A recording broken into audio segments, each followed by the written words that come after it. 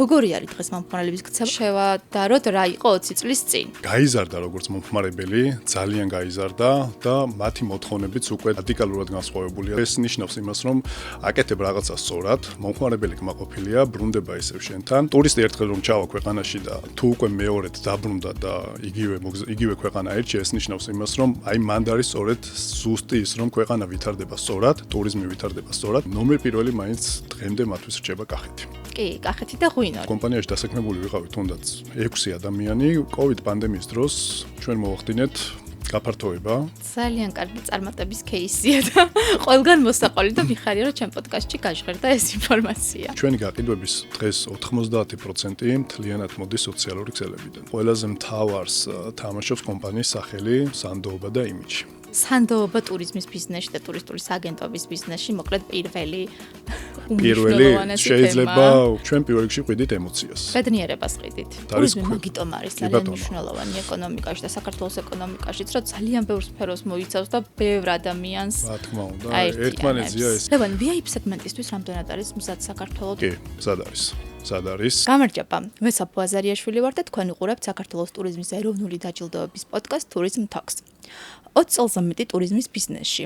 კომპანია, რომელიც ერთ-ერთი პირველი იყო, ვინც საქართველოს გლობალური ტურიზმის რუკაზე გამოაჩინა და ჩვენს ქვეყანაში ხარისხიან და ორგანიზებულ ტურიზმს ჩაუყარა საფუძველი. შემდეგ იყო გამყვანი ტურისტული მიმართულება და დღეს უკვე სრული სერვისებით ოპერირებენ ბაზარზე და ორივე მიმართულებას ფარავენ. დღეს ჩვენი სტუმარია ტურისტული სააგენტო Check-in Travel-ის დირექტორი ლევან ოსეფაიშვილი. მოგესალმებით, მივესალმებით მაყურებელს. დიდი მადლობა სტუმრობისთვის. მადლობა თქვენ მოწვევისთვის. ლევან, მე მინდა რომ ცოტა უკან დავუბრუნდეთ 20 წლით. გადავახვიოთ მოკლედ მოვლენები და გკითხოთ, რა იყო იდეა, როგორ გაჩნდა იდეა, რომ ტურისტული სააგენტო შექმნილიყო? კი ბატონო, დავუბრუნდეთ წარსულში. 2004 წელს, მაშინ, როდესაც ქვეყანა ჯერ კიდევ განვითარების ახალ ეტაპზე იყო და რა თქმა უნდა, ტურიზმიც იყო საწყის ეტაპზე იმ განვითარების, გაჩნდა იდეა, რომ შექმნილიყო ტურისტული კომპანია დაარსებულიყო, რომელიც გაუწევდა ხარისხიან მომსახურებას როგორც საქართველოს მომხმარებელს, მოგზაურებს, ასევე მოახდენდა კომპანიის პოპულარიზაციას, გაიტანდა ქვეყნის ფარგლებს გარეთ და დაანერგავდა იმ ხარისხიან მოგზაურობას და სერვისს, რომელიც ნამდვილად ახალი იყო მაგ პერიოდისთვის საქართველოს ბაზარზე.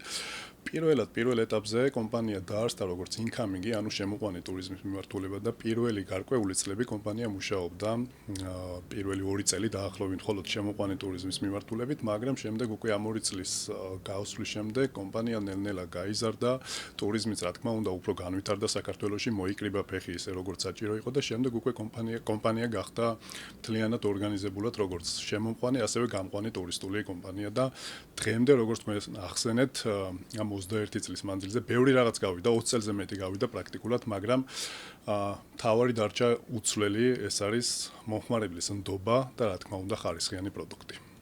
ლევან, ამ წლების მანძილზე თქვენ უკვე ახსენეთ, რომ ძალიან ბევრი რამ შეიცვლებოდა და ალბათ შეიცვალა მომხმარებლის ქცევაც, ხო? აი, როგორი არის დღეს მომხმარებლის ქცევა, რო ვისაუბროთ და შევადაროთ რა იყო 20 წლის წინ? მე თვითონ პირადად კომპანიაში მოვირთი 2012 წელს, ანუ უკვე 14 წელია კომპანიაში ვარ. თუ ავიღებთ პერიოდს და დაუბრუნდების წარსულში, შემიძლია გითხრათ, რომ წლიდან წლამდე ქართველი მოგზაურის ქცევა ძალიან იცვლება. მით უმეტეს ეს პანდემიის პერიოდის შემდეგ კიდევ უფრო შეიცვალა, მაგრამ წლიდან წლამდე ძალიან იცვლება. აღარ არის მხოლოდ ის, რომ მოგზაური მოდის, უნდა მას მხოლოდ დასვენება, არა.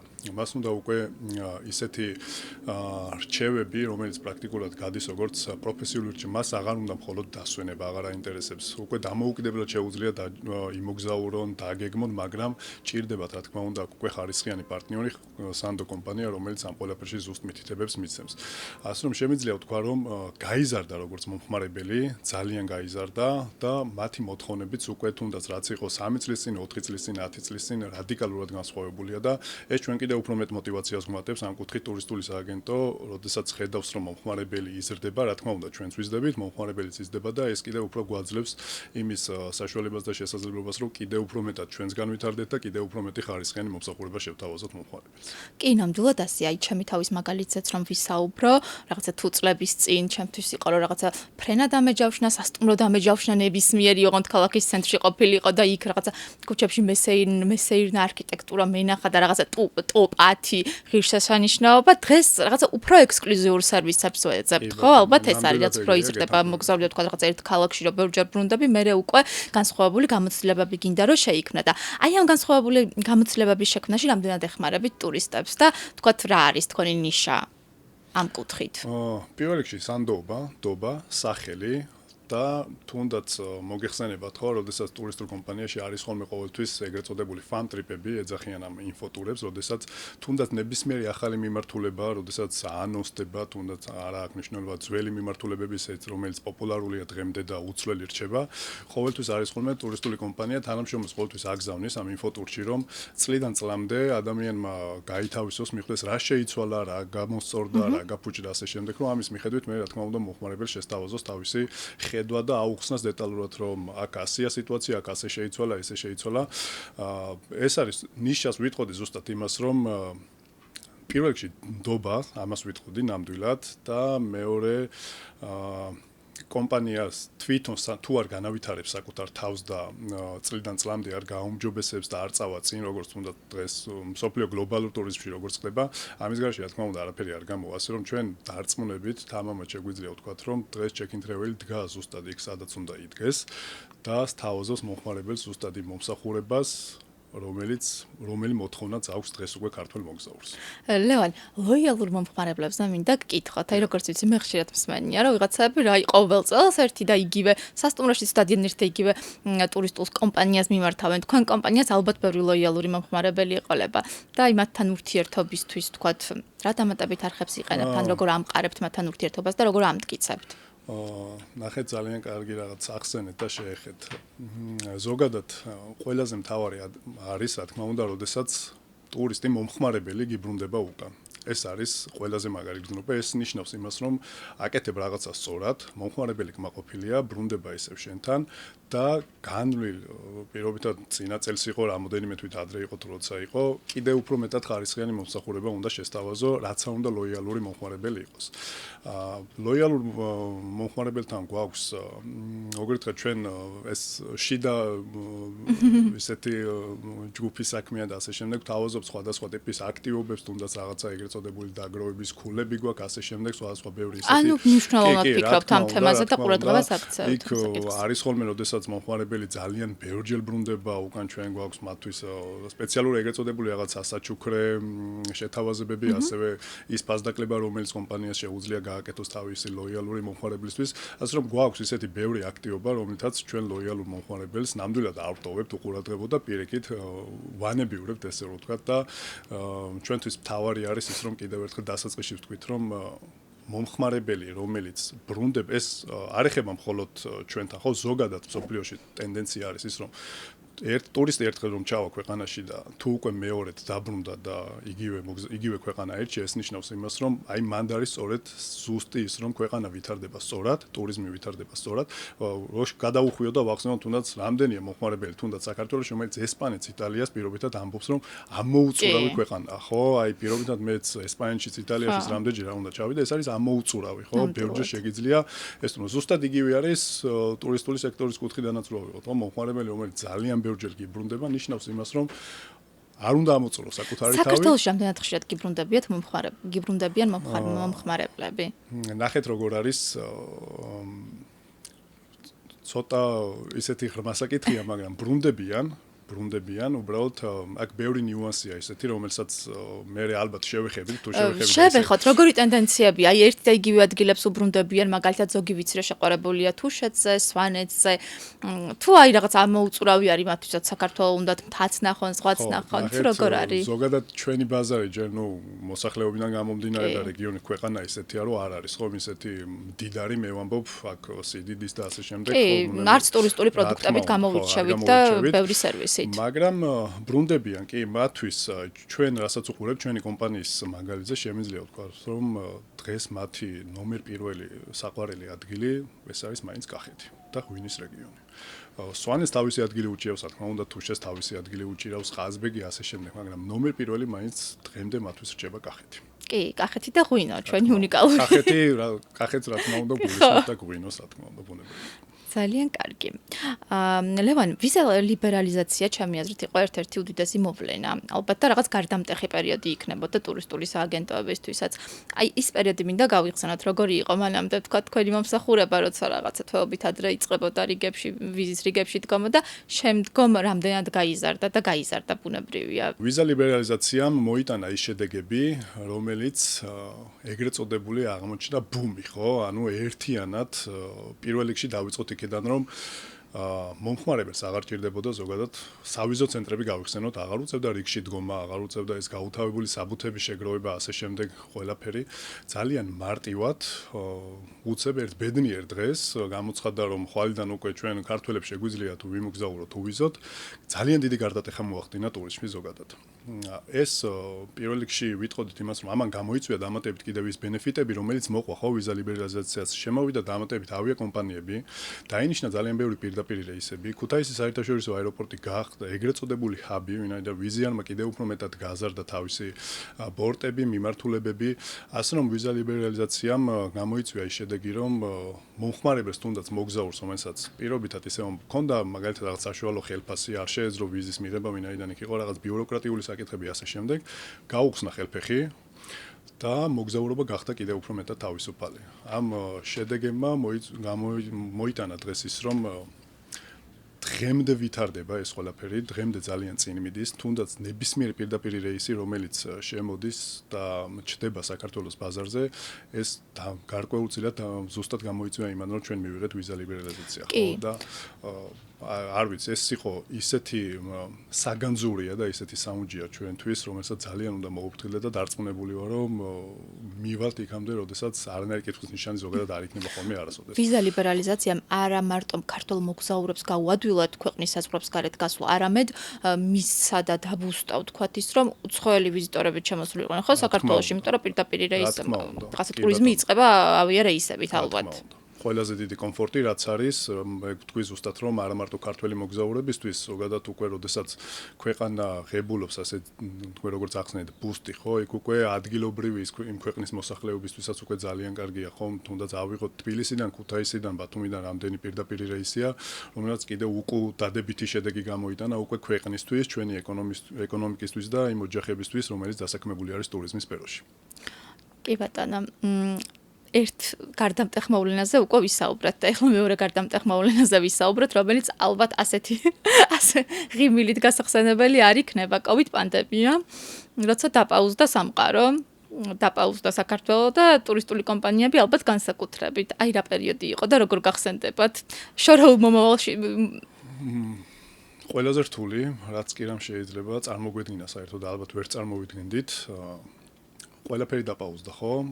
პირველ რიგში ამ განსაკუთრებით დაარტყა რა თქმა უნდა ტურისტულ სექტორს. ერთ დღეს გავიღვიძეთ, არანაირი ფრენები, არანაირი სასტუმროში, არანაირი დასვენება, ქვეყანა დაპაუზდა, მსოფლიო დაპაუზდა. აღარ ვიცოდი საერთოდ რა გვეკეთებინა, შიში მქონდა.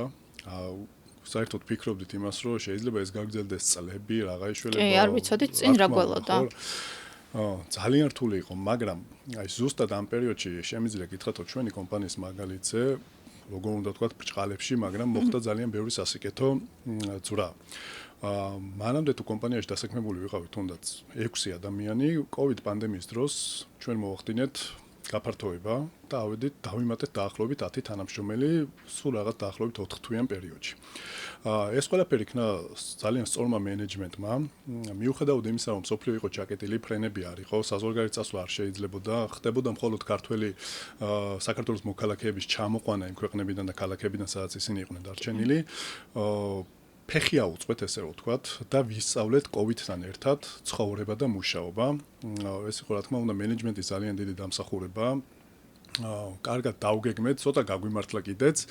ამ ყველაფერმა გამოიწვია ის, რომ მთლიანად გადავერთეთ რაღაც პერიოდი საერთოდ საქართველოს ბაზარზე, მუშაობდით მხოლოდ შიდა ტურებზე, კი ბატონო, მუშაობდით შიდა ტურებზე. ლოკდაუნიდან ლოკდაუნის პერიოდში ალბათ ხო? კი ბატონო, სასტუმროებთან დავამყარეთ ისეთი პარტნიორული ურთიერთობები, რომელიც სხვათა შორის დღემდე მოყვება და დღემდე ყავს ისეთი სასტუმროები, რომელთანაც დღემდე თანამშრომლობ ძალიან და კარგად. შემდეგ უკვე გამოგადგათ დღევანდელ ბიზნესში, ალბათ უცხოეთიდან ტურიზმის. და ეს იყო მთლიანად მახსოვს ის პერიოდი, როდესაც ეტაპობრივად იხსნებოდა ქვეყანაში ყველაფერი, ხო, მაის-ივნისიდან დაიწყო ეტაპობრივად გახსნა, კახეთში გაიხსნა სასტუმროები, ბორჯომში გაიხსნა ნელ-ნელა, მერე ზღვის პირა სასტუმროები და ამ ყველაფერს აუწყვეთ ფეხი ისე აბსოლუტურად თამამად და გულწრფელად გეუბნებით, რომ მაგ პერიოდში ზუსტად დავიმატეთ 10 თანამშრომელი და დღეს უკვე კომპანია ჯამში 23 თანამშრომელით არის წარმოდგენილი, მაგრამ ყველაზე დიდი გაფართოება ზუსტად მოხდა COVID პანდემიის დროს. ძალიან კარგი წარმატების кейსია და ყველგან მოსაყოლი და მიხარია რომ ჩემ პოდკასტში გაჟღერდა ეს ინფორმაცია. კი ბატონო. ლევან, შემოყვან ტურიზმზეც რომ ვისაუბროთ ახლა. მე მაინტერესებს როგორ აფასებენ საქართველოს უცხოელი ტურისტები. როგორ ტურისტულ მიმართულებად აღიქვავენ საქართველოს. და რას თავაზობს საქართველო? რა არის ჩვენი კონკურენტული უპირატესობა? ნახეთ ყველა ძალიან ბევრი ადამიანი სხვადასხვა რაღაცას იტყვის. ბევრი ალბათ იტყვის ბუნებას, ღვინოს, ასე შემდეგ. ჩემი პირადი გამოცდილებით და ურთიერთობებით, რომელიც მქონია სხვადასხვა თუნდაც ჩვენ ისედაც დავდივართ, ხო, სხვადასხვა გამოფენებია B2B შეხვედრები თუნდაც იქ, სადაც ტურიზმის ადმინისტრაცია მაგალითად გამოფენებში სადაც ქვეყანა მონაწილეობს და ჩვენს კომპანია. მე თამამად შემიძლია ვთქვა, რომ ნომერ პირველი რაც ქვეყანას გამოარჩევს ყველასგან, ეს არის ადამიანური ურთიერთობები. აი ამის ანალოგი დამიჯერეთ, აბსოლუტურად გულწრფელად გეუბნებით, რამდენ ადამიანთან არ მქონია შეხება, საუბარი და როდესაც გაიგებენ რომ საქართველოსდან ვარ, პირველი რა თქმა უნდა ღვინოზე კი ბატონო, ყველა მიცის, მაგრამ ყველაზე მეტად რასაც აღნიშნავენ, ბუნება გასაგებია, ხო, ერთი უნიკალური ქვეყანა ვართ იმით დავიწყოთ რომ ერთ დღეში შეგიძლია თაც ნახო, ზღვაც ნახო, ყველაფერი ერთად მოასწრო, მაგრამ ყველაზე მეტად რასაც აფასებენ და ყველაზე ბუნებრივი რაც ქართველებს გვაქვს, ეს არის ურთიერთობები. აი ამ ურთიერთობებზე შემიძლია გითხრათ, რომ გიждდებიან, აფანატებენ, მით უმეტეს რომ მოხდებიან ისეთ გარემოში, სადაც პირობითად ხო, აი თბილისიდან დაიწყეს ტური, ჩადიან მერე კახეთში და ისეთ მთისპირა ადგილებში, მაგალითად სვანეთი, ასე შემდეგ. პირველ რიგში მაინც ყველა ამბობს, რომ ეს არის ურთიერთობა. და იქ კიდევ განსხვავებულ ადამიანებს ხვდებიან. რა თქმა უნდა, თავიანთი უნიკალური თვისებებით, კახეთში რო სუფრა გაიშლება და ღვინო რო არის, იქ უკვე საერთოდ 10 მაგათ და 20 მაგათ დიდი შტაბ-ეჭილება რჩებათ და პირველი ჩემი რასაც ვამბობ ეს არის ურთიერთობები. ამას მოყვება მე რა თქმა უნდა, ბუნება, ასე შემდეგ, ქვეყანა ეს ხო, ნუ საოცარი უნიკალური ქვეყანა გვაქვს და ძალიან მინდა რომ ქვეყანა შეინარჩუნოს მინიმუმ ის დონე, რაზეც სადაც ახლა ვართ, სულ მინიმუმ, მაგრამ ეს იმას ნიშნავს, რომ რა თქმა უნდა, კიდევ უფრო მეტად პოპულარიზაცია უნდა მოხდეს ქვეყნის, კიდევ უფრო მეტად უნდა განვითარდეს და უახლოეს მომავალში დარწმუნებულია რომ ასე იქნება. გამოწვევებსაც ვისაუბროთ, მოდით. კი, გამოწვევები არის არ არსებობს სფერო თუნდაც და ქვეყანაში მით უმეტეს ტურიზმის სექტორში სადაც გამოწვევები ახლა ჩვენც თუნდაც ვთქვათ არც თუ ისე პატარა კომპანია ვართ მაგრამ ჩვენ თვითონ გვაქვს გამოწვევები და რა გასაკვირია რომ ქვეყანაში სადაც ტურიზმი მაინც კიდევ არის განვითარების საფეხურზეა და ეტაპებზეა გვაქვს პრობლემები ცალსახად ნუ არ შეიძლება ვთქვას ვინმე რომ ვიცი რა პრობლემები არ არის ყველაფერი არის იდეალურად არა კადრების დეფიციტი მე ვიტყოდი ჭირდება კარგი კადრები და ესეც რა თქმა უნდა სამუშაო პროცესში მოდის, ხო? ნუ კადრების დეფიციტი ნიშნავს იმას, რომ ვიცი რა პირდაპირ მოვიყვანეთ გამზადებული კადრი დავისვი და აბა ყველაფერი გააკეთე, ესე არ ხდება. ამ კადრებსაც ჭირდება გადამუშავება, გადამზადება. კადრების დეფიციტი, სერვისი. და ყველაზე მთავარი შევეხები ისევ იმას, რომ თვალსაჩინოდ კიდევ უნდა გავიტანოთ ქვეყნის პოპულარიზაცია გარეთ. ეს არის ყველაზე მთავარი. ეს ყველაფერი ერთობლიობაში შემდეგ მოგცემს იმ შედეგს ჩვენ ზუსტად რისკენაც მივისწრაფით როგორიც გვინდა რომ იყოს ჩვენი ქვეყანა და როგორი ნიშა უნდა დაიჭიროს საქართველოს ზოგადად ტურიზმის სექტორში. ლევან, ციფრულ ეპოქაში ვცხოვრობთ და დღეს რაღაც დიჯიტალ კომუნიკაციას, ციფრულ კომუნიკაციას, ციფრულ ველში გამოჩენას ძალიან დიდი მნიშვნელობა აქვს. თქვენი კომპანია როგორ ახერხებს მარკეტინგული აქტივობებისთვის ფეხის აყოლას, ასე ვთქვათ და რა ხერხებს მიმართავთ, რომ მომხმარებლამდე მიიტანოთ ინფორმაცია? ხო, ნუ დღევანდელ დღეს მით უმეტეს ხო მარკეტინგის გარეშე ზოგადად არაფერი არ ხდება ხო რაც არ უნდა კარგი პროდუქტი კონდეს რაც არ უნდა კარგად შეფუთო ასე შემდეგ ამას ჭირდება მომხმარებელთან მიტანა დღეს მით უმეტეს ციფრული ტექნოლოგიები უკვე ისე განვითარებული იდეალურად მუშაობს თუნდაც სოციალური ქსელები და არხები რომელსაც ვიყენებთ ვამუშავებთ ძალიან ინტენსიურად, აქტიურად შემიძლია გითხრათ, რომ ჩვენი ზოგადად კომპანიის გაყიდვების, კორპორატიულ ნაწილს არ შევეხები, რა თქმა უნდა, კორპორატიული ნაწილი არის კორპორატიული ნაწილი, ჩვენი გაყიდვების დღეს 90% მთლიანად მოდის სოციალური ქსელებიდან. ბოლო წლებთან შედარებით, შემიძლია ვთქვათ, რომ ეს არის გაორმაგებული. გაციფრულდა ყველაფერი, მომხმარებლების ქცევაც შეიცვალა, ალბათ აღარ რეკავენ ტელეფონზე. ოფისში აღარავინ აღარ მოდის, მით უმეტეს აი პანდემია ვახსენე და შევეხეთ, ხო? აი 2019-20 წლის გარდამავალი პერიოდი იყო, ხო, როდესაც პანდემია დაიწყო და 6 წელია გასული იმის მერე, ალბათ ოფისში დღეს უკვე თითზე ჩამოსათვლილი ადამიანი მოდის. აღარავინ არ მოდის. კლიენტის დარწმუნების დრო შეიძლება გაიზარდა. ალბათ უფრო რთულია ხა სად ადამიანს რო პირადად ესაუბრები ოფისში მოსულს და სად მესენჯერში რო ცდილობ რაღაცების ახსნას. აი ამ კუთხით როგორ შეაფასებდით თქვენი გამოცდილება როგორია? იცით რა არის, აი აქაც ყველაზე მთავარს თამაშობს კომპანიის სახელი, სანდოობა და იმიჯი. ეს არის ყველაზე მთავარი, იმიტომ რომ სანდოობა ტურიზმის ბიზნესში და ტურისტული აგენტობის ბიზნესში მოკლედ პირველი უმნიშვნელოვანესი თემა. შეიძლება გითხრათ, რომ პირველი იყოს ემოცია.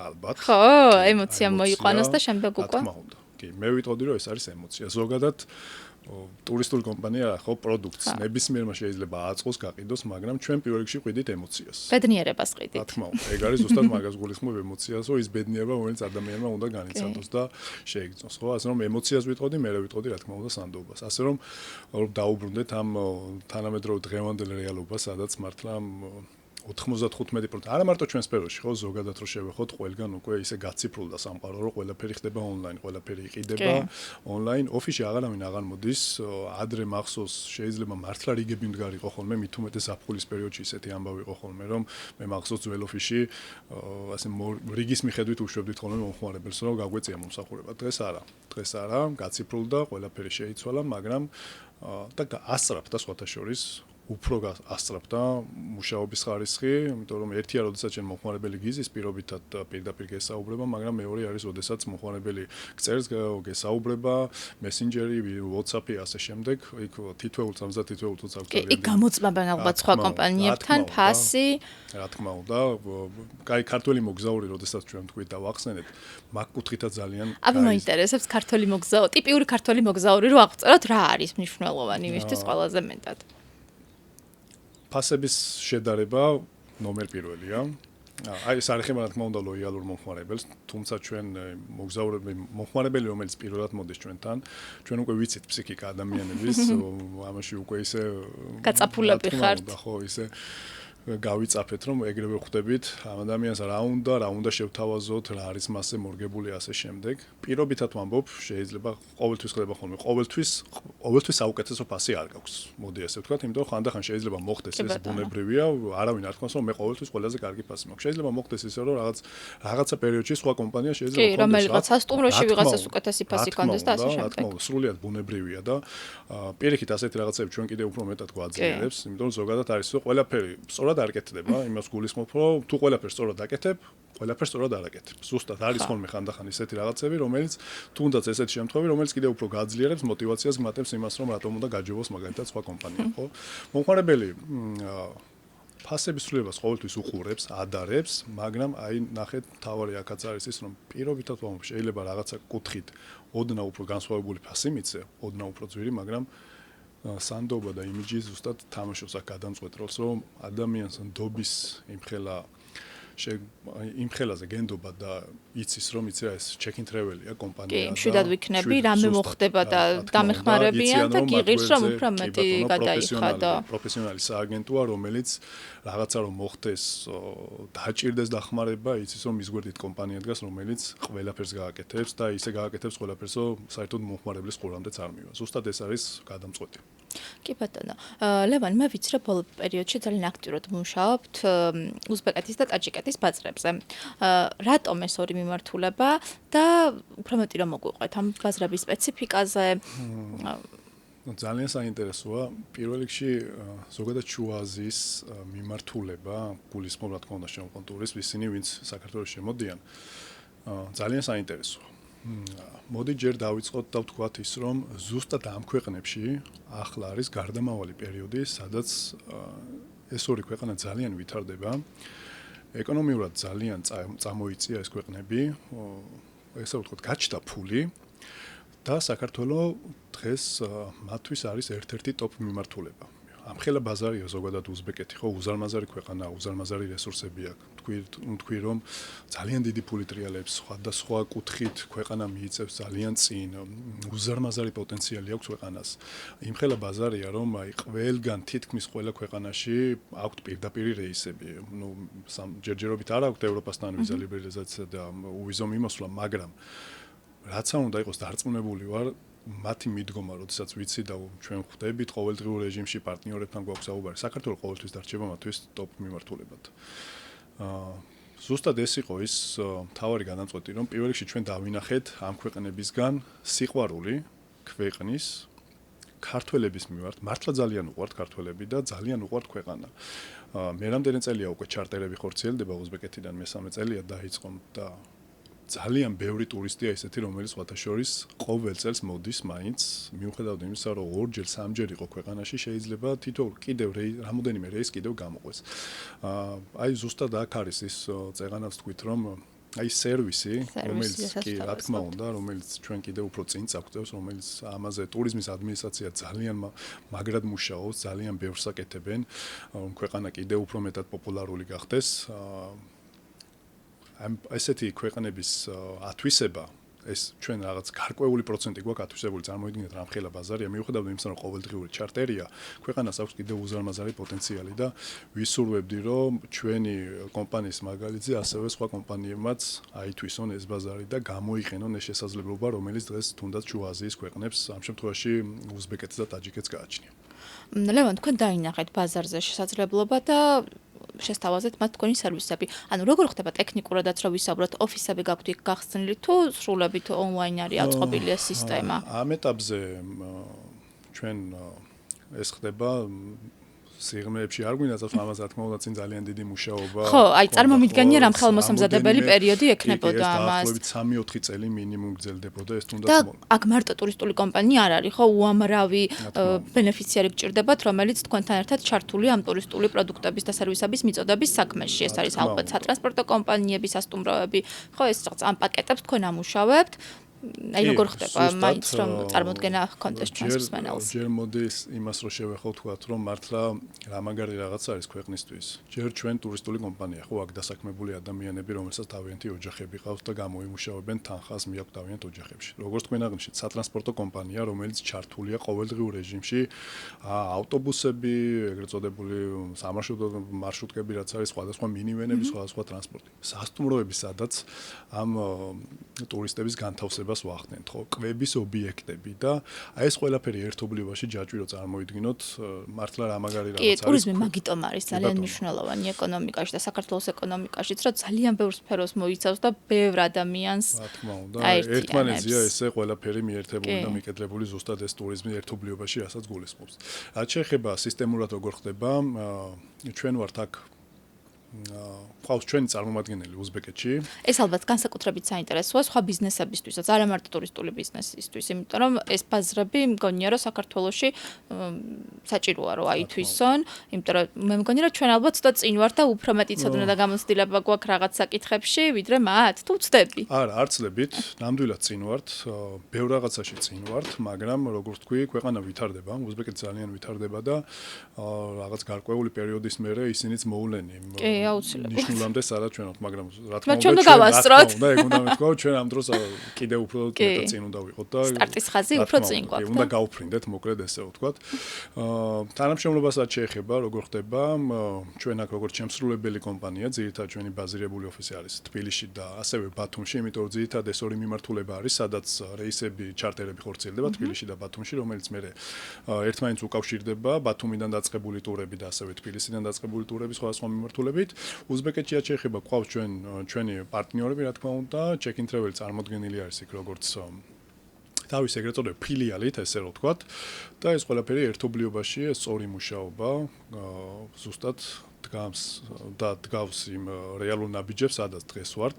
გვინდა რომ კიდე უფრო მეტად წინ წავიდეთ, გვინდა რომ ეს უზბეკეთის და არა მარტო უზბეკეთის ბაზარი, ზოგადად ქვეყნების სადაც ვიხედებით შორს და ვნახოთ როგორ იქნება, კიდე უფრო მეტად ავითვისოთ და მეტად მოვახდინოთ კიდევ ჩვენი ქვეყნის პოპულარიზაცია და ის ბაზრის თუნდაც 5% რო წარმოვიდგინოთ, იმხელა იქნება ჩვენი ქვეყნისთვის, ჩვენ მიუხედავად იმისა, რომ მართლა ყოველდღიური ჩარტერები გვაქვს, უამრავი ადამიანი ჩამოდის, ბორტი ყოველთვის სავსეა, ერთი კანტი უნდა ალბათ 1-2 ადგილი რომ ვნახოთ რეისზე დარჩენილი, მაგრამ ამოუწურავი ბაზარია და განსაკუთრებულად მაღალი სეზონი ზაფხულის სეზონია თუ თქვა შემდგომ მაისიდან იწყება მაისის ბოლოდან და ოქტომბრის ბოლომდე გრძელდება და სექტემბერიც, ოქტომბერიც მით უმეტეს როდესაც რთველი, ყველასთვის საყვარელი ასე შემდეგ, ძალიან მოთხოვნადი პერიოდია და გადის ეგრეთ წოდებული, როგორც ვთქვათ, ჰაი სეზონი, რაც არის მაღალი სეზონი, სექტემბერი, ოქტომბერი, ჩვეულებრივ გადის ზაფხულის სეზონში უპრობლემოდ.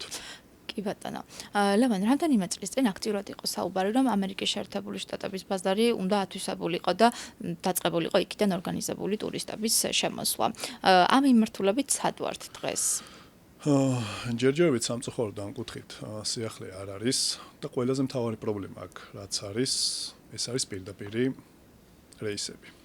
აი თქვენ წარმოიდგინეთ ახლა რომ იყოს პირდაპირი რეისი თბილისსა და თუნდაც ნიუ-იორკს შორის ავიღოთ, ჯერთი ქართველებისთვის რა მაგარი იქნებოდა, პირდაპირი რეისი გვაქვს. მეორე ქვეყნისთვის კიდე უფრო ორჯერ მეტად მაგარი ეფექტი ექნებოდა. ზოგადად ამერიკელი ტურისტი, რო ვთქვათ, აი წარმოიდგინეთ, ამერიკელი ტურისტი ატარებს ყველაზე დიდ დროს ქვეყანაში, როდესაც ჩადის და ხარჯავს ყველაზე მეტს. და ჩვენ თუ გვექნება ის სერვისი, რომელთაც ძალიან დავაინტერესებთ თუნდაც ამერიკის ბაზარს, ამერიკელ ტურისტებს, წარმოიდგინეთ, რომ ტურისტები, რომელიც თუნდაც 1 წლის გასვლის შემდეგ ბრუნდებიან ქვეყანაში, ეს არის ყველაზე მაგარი რაღაც. ეს არის ის, რომ სერვისი გაქვს ძალიან მაღალ დონეზე, ქვეყანა ვითარდება და ბრუნდება ადამიანები, რომელიც რეალურად ყველაზე მეტს ხარჯავენ და ყველაზე დიდ დროს ატარებენ. მე ზოგადად ტენდენცია, როგორც არის ამერიკელი ტურისტები სხვადასხვა ქვეყანაში, მაგალითად იქ სადაც მე დავდივარ ხოლმე თუნდაც B2B შეხვედრებზე და ასე შემდეგ, სადაც ამერიკელი ჩვენი პარტნიორები არიან ხოლმე, დაესწრება გამოფენას, გაჩერდება ამ შეხვედრებზე და დამატებით კიდევ რამოდენიმე დღეს ატარებს, რომ შეიცნოს პროდუქტი, დარჩეს ქვეყანაში, დახარჯოს ფული. ჩვევაში აქვთ ეს მათ. ჩვევაში აქვთ და ძალიან საინტერესო იქნებოდა, აი მივესალმებოდი, ქვეყანა მუშაობდა ამ საკითხის მიმართულებით და ვიცი რომ დღესაც გრძელდება აქტიურად კომუნიკაცია, მაგრამ მანძილი ერთი გასაგებია, შორია და ალბათ ბაზარი მაინც ისეთია რომ ამერიკისთვის შეიძლება საქართველოს ჯერ კიდევ არ არის იმდენად პოპულარული რომ ესეთ პატარა ბაზრით დაინტერესდეს, მაგრამ და ამ ხელა გზა გამოიარა. რა თქმა უნდა, მაგრამ აი დარწმუნებული ვარ თუნდაც რომ დაანონსდეს და დაიწყოს პირდაპირი რეისები, ამერიკელი ტურისტების ნაკადი ძალიან მომრავლდება ქვეყანაში. ლევან, ძალიან ხშირად საუბრობენ, რომ საქართველოს სჭირდება მაღალმხარჯველუნარიანი ტურისტები, ისინი, ვინც დაინტერესებულები არიან ჩვენი უნიკალურობით, ნიშ ტურიზმით, ღვინით, კულტურით. დღეს ასეთი ტურისტები ყავს, როგორ შეაფასებთ? თუნდაც ის ტურისტები, რომლებიც თქვენი ტურისტული კომპანიის სერვისებით სარგებლობენ. მოიმატა. მე ვიტყოდი, რომ მოიმატა. მე არ შევეხები კონკრეტულად უზბეკეთის ბაზარს, იმიტომ რომ იქ პროცენტულად არის, რომ ისინი ცოტა უფრო დაბალ გადამხდელუნარიანი ტურისტები არიან, მაგრამ იქაც არიან, რა თქმა უნდა, ისეთი, ვინც ეგრეთ წოდებული VIP სეგმენტში გადის და ძალიან ბევრს ხარჯავს და ასე შემდეგ. ლევან, VIP სეგმენტისთვის რამდენად არის მზად საქართველოს და რამდენად გვაქვს შესაბამისი სერვისები განვითარებული? კი, მზად არის. რა თქმა უნდა, ვერ ვიტყვი რომ 100%-ით ყველაფერი ისეა, მაგრამ დღეს ქვეყანა მზად არის იმისთვის, რომ გაჩნდეს, აი წავიდეს იმ მიმართულებით, რომ თქვას, რომ იცი რა, მე VIP სეგმენტისთვის მზად ვარ, ყველაფერი, აი როგორ გითხრათ, რომ აქ ძირითადად ჯერ იმას მინდა შევეხო, რომ უფრო ევროპული ტიპის ბაზარი არის, ევროპული ტიპის ბაზარი, სხვადასხვა ჩვენი მეზობელი ქვეყნები კიდევ არ დავასახელებ და ამერიკასაც შევეხეთ, ვახსენეთ, აი ეს ქვეყნები, ეს ამ ქვეყნის ტურისტები არიან ბევრად უფრო მაღალ ხარჯველთუნარიანი ტურისტები, ასე რომ და ინტერესიანი. რა თქმა უნდა, ინტერესიანი, სადაც გასტრონომია, ღვინო, კულტურა, ეს ყველაფერი ერთობლიობაში უფრო მეტ აი როგორ აღხსნა, როგორ აღწერო, უფრო მეტ დაინტერესებას იწვევს მათში და ზუსტად აი აქ ის მიმართულებები და ის სასტუმროები, რომელიც თუნდაც მათი ჩამოსვლის დროს იჯობშნება, ყოველთვის არის უფრო მაღალი სეგმენტის. ისინი არასოდეს არ ჩერდებიან ისეთი თუნდაც უხეშად ვთქვათ, რაღაც სამორთქლოვიან სასტუმროში ასე შემდეგ. არა, მათ ყოველთვის უნდა VIP, მათ ყოველთვის უნდა ძალიან მაღალი დონის სასტუმროები და ზუსტად ეს გამოარჩევს თუნდაც ასეთ ტურისტებს სხვა ქვეყნის. თუნდაც ამ შემთხვევაში ვახსენოთ, რომ მიუხედავად იმისა, რომ ჩვენი პროდუქტია და ჩვენ მსახურებით უზბეკეთს და ტაჯიკეთს, იქაც პროცენტულად უფრო 70% არის მაინც უფრო პაკეტურად ყიდულობენ და ორგანიზებული სადაც ყველაფერი შედის, ავიაბილეთები, სასტუმრო, ტრანსფერი, ექსკურსიები, კვება, ყველაფერი შედის. აი VIP სეგმენტი ცოტა სხვა არის, სხვა დონეა, მაგრამ საქართველოს მზად არის ამისთვის. VIP სეგმენტი ინდივიდუალურად მოგზაურობს, ხო, ალბათ რა თქმა უნდა. ინდივიდუალურად და მაქსიმუმ შეიძლება იქ შედგებოდეს თუნდაც 8-10 კაციანი ჯგუფი იყოს, ну შეიძლება გაიზარდოს 15 კაცამდე, ну რაც უფრო მეტი იქნება ჩვენ უფრო მივესალმებით, რა თქმა უნდა, მაგრამ უფრო დაახლოებით ისე მერყევს, აი 4 ადამიანიდან იწყება, შეიძლება 10 ადამიანამდე წავიდეს, მაგრამ სერვისი ყველაფერი უფრო სხვა დონეა, ჩვენც უფრო დაფაციცებით ვართ, სხვანაირად გეგმავთ ამ ყველაფერს და საინტერესოა ზოგადად ბოლო წლებში მით უმეტეს აი ამ კუთხით მოიმატა ჩვენ რასაც უყურებთ ჩვენი კომპანიის მაგალითზე არ მარტო ჩვენი კომპანიის მაგალითზე ზოგადად ქვეყანაში ჩვენ გვაქვს ხო ინფორმაციები სხვადასხვა სასტუმროებიდან ასე შემდეგ როგორი ტიპის ჯავშნები ასე შემდეგ მომატებულია და წლიდან წლამდე დარწმუნებული ვარ კიდევ უფრო მოიმატებს. ლევან, ბოლოსკენ წავიყვანოთ ჩვენი საუბარი და აუცილებლად მინდა შევეხო თქვენი კომპანიის სამომავლო გეგმებს. თუ შეგიძლიათ დაგვისახელოთ ის ბაზრები, რომლისათვისაც აპირებთ და რა მიმართულებით აპირებთ განვითარებას? ძალიან რთული კითხვა, მართლა 4-5 წლის წინ რო დაესვათ ეს კითხვა, მაშინაც ვერ ვიტყოდით, ესე ვიტყოდით რომ აი მუშაობ და ასე შემდეგ. ტურიზმი იმდენად დინამიური სფეროა და იმდენად სოფლიოში ყველა საკითხზე დამოკიდებული ხარ, დაწყებული ირანის ომით, რომელიც შენგან ძალიან შორს არის. ხო, მესმის რომ რთულია სამომავლო გეგმებზე საუბარი. თუ მიაც სურვილებზე ვისაუბროთ? ან ზოგად ხედვაზე. ნუ შევეხოთ ორივე მხარეს, ორივე მხარეს აუცილებლად, კი. ასევე შემოყვანი ტურიზმის მხარეს. ამ შემთხვევაში ჯერ დავიწყებ გამყვანი ტურიზმის კუთხით, ძალიან მაგარი სიახლე, თუნდაც ის რომ აი დაიწყო მაგალითად აეროპორტის თბილისის აეროპორტი უკვე აღარ იქნება დღეს როგორც არის წარმოქმნილი ისეთი სახით გაფართოება დაიწყო და ეს არის ძალიან მაგარი ამბავი. ეს ნიშნავს იმას გამოიწვევს რომ კიდევ უფრო მეტი ავიაკომპანია დაინტერესდება საქართველოში შემოსვლით. ეს გამოიწვევს კიდევ უფრო მეტ კომფორტს არა მარტო ჩვენთვის, არამედ ასევე უცხოელი მოქალაქეებისთვის და ტურისტებისთვის, ხომ? ჩვენ ზოგადად ყოველთვის მივესალმებით, რომ რაც უფრო მეტი პირდაპირ ავიარეისი დაიწყება, ეს ნიშნავს იმას, რომ კიდევ უფრო მეტი პროდუქტი გაჩნდება. რა თქმა უნდა, გაჩნდება, ხო? როგორც შემოყვანი, ასევე გამყვანი ტურიზმის. ელემენტარულად დაანონსებული რა პირდაპირ რეისი ამ და ამ ქვეყნიდან, ამ და ამ ქალაქიდან ნიშნავს იმას, რომ ეს უკვე არის ახალი ბაზარი, ეს ნიშნავს იმას, რომ მომენტალურად უნდა გადადგა მყისიერი ნაბიჯები, ჩახვიდე შეისწავლო ეს პროდუქტი, არავინ არ უნდა ყველაფერი მოსწრებაზეა. გაიჩინო პარტნიორები, დაასწრო, ჩამოხვიდე, შესთავაზო ქართველ მომხმარებელს პირველი. ასევე ანალოგიურად იმ ქვეყანაში საიდანაც ვიცით რომ იწყება პირდაპირ რეისები, ჩავდივართ, ვიღებთ სხვადასხვა გამოფენებში მონაწილეობას, ვორქშოპებში, პარტნიორები შეძენა რომ დავიწყოთ, დავაინტერესოთ, გავიტანოთ ჩვენი ქვეყანა ფარგლებს გარეთ, წარმოვადგინოთ, აუხსნათ კიდევ უფრო მეტი აქ რა თქმა უნდა, შემდეგ ჩვენ მარტო არ მოქმედებთ, ხო, აქ ტურიზმის ადმინისტრაცია არის ჩართული, არა მარტო ტურიზმის ადმინისტრაცია, ძალიან ბევრი სფერო არის ჩართული, რომ გაჩნდეს ქვეყანა კიდევ უფრო მეტად მოხდეს ქვეყნის პოპულარიზაცია, ხო? ამიტომ check-in travel-ის ის ხედვები, რომელსაც ჩვენ ვფიქრობთ და სურვილი გვაქვს, რომ გავიდეთ, ერთ-ერთი მთავარი ძირითადი გოლი არის ის, რომ გვჭირდება ამისთვის პირდაპირ რეისები. თუნდაც უზბეკეთის და ტაჯიკეთის მაგალითი რო ავიღოთ, რატომ არის დღეს ესე პოპულარული, იმიტომ რომ არის პირდაპირ რეისები. ადამიანისთვის ძალიან კომფორტულია, როცა არ უწევს გადაждომით ჩამოსვლა, ასე შემდეგ კომფორტია, ხო? და ჯგუფების შემთხვევაში ეს განსაკუთრებით მნიშვნელოვანია. მე ვიტყოდი რომ შუა აზიას დიდი სიამოვნებით კიდევ უფრო მეტად ავითვისებდი და კომპანიას აქვს ეს გეგმა. გალფის ქვეყნები ძალიან საინტერესო და ძალიან მაგარი მიმართულება, მაგრამ პირველ რიგში აქ მინდა მშვიდობა, ხო? ხო, ახლა ჩავარდნილი არის წელს. ისეთი პერიოდია ჩვენ, როდესაც მარტი-აპრილში საერთოდ ისეთი რაღაც მოხდა, როდესაც ომი დაიწყო, ლამის პანდემია გაგვახსენდა, ერთი თვე ლამის დავფაუბრით, ზუსტად ისეთი რაღაცა იყო, ხო? ამიტომ შუა აზია ძალიან საინტერესოა, გალფის ქვეყნები ძალიან საინტერესოა, ნუ ევროპა ყოველთვის ევროპაა, ამას ეს ევროპული ბაზარი რჩება ნომერ პირველად ყოველთვის მათი ტურისტები და ვახსენეთ ჩვენ წეღანად შევეხეთ ამერიკის შეერთებული შტატები. ვისურვოთ მათი რომ პირდაპირ ფრენები. რა თქმა უნდა. მალე დაგვემატოს ამერიკულ შეერთებულ. დაგვემატება ეს პირდაპირ რეისები. ძალიან მაგარი რაღაც იქნება ქვეყნისთვის, ჩვენთვის, ზოგადად ჩვენი ოჯახებისთვის, ქვეყნისთვის, ასევე სხვა ნეიტრალური ადამიანებისთვის, ისინი ვინც მაგალითად არ არიან თუნდაც ამერიკის შეერთებული შტატების მოქალაქეები, ეს ყველაფერი ძალიან კარგად ჩანს ბაზარზე და კარგად ქვეყნის პოზიციონირება ხდება ძალიან კარგად. ლევანთა მოდი ბოლო კითხვას დავსვამ, რა რჩევას მისცემთ ქართველ მოგზაურებს? გვირჩიეთ ახლა რამე როგორც ტურისტული კომპანიის წარმომადგენლებმა, რა უნდა გავითვალისწინოთ, რა ხრიკები არსებობს? ან რა მიმართულებას მივაქციოთ ყურადღება, სად ვიმოგზაუროთ?